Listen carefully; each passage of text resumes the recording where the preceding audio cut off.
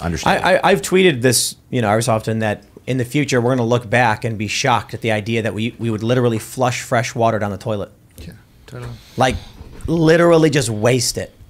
There's going to come a time where it's going to be hard to source water. There's already issues with the Great Lakes where we've been depleting them, and then restrictions had to be put in place so that they could be replenished naturally and maintained.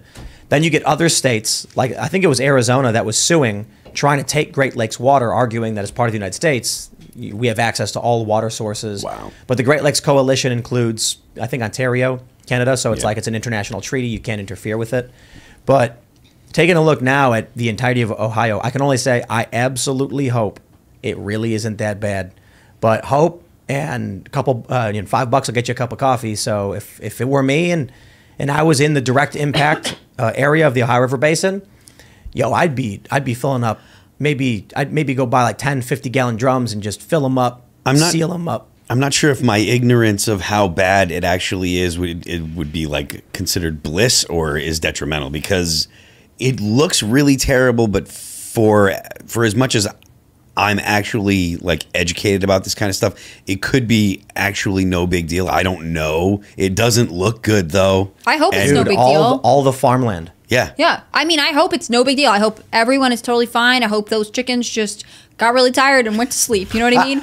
But I think you should go get the water, because worst comes to worst, you use it when the power goes out some other time, or you have that resource on hand.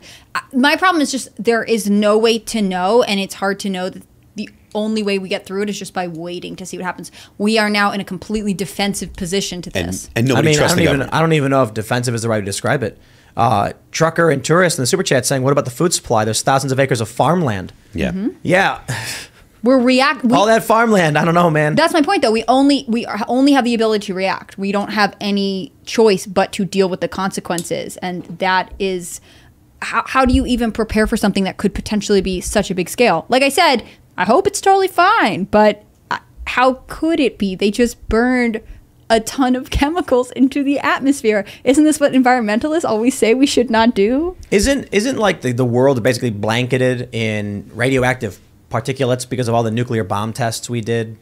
There was something about that I was reading, like it's hard for us to date certain things because we just blanketed the planet in we messed up nuclear fallout of some sort. Well, that too. We messed up. No, we messed it up. Sorry, I misspoke. No, I mean we did mess up. I agree for sure. That's why we have to use like surgical steel coming from like World War II ships and everything. Yeah, because it doesn't have the background radiation inside of it. So like new steel harvested or like refined today is going to be radioactive. Is that what it is?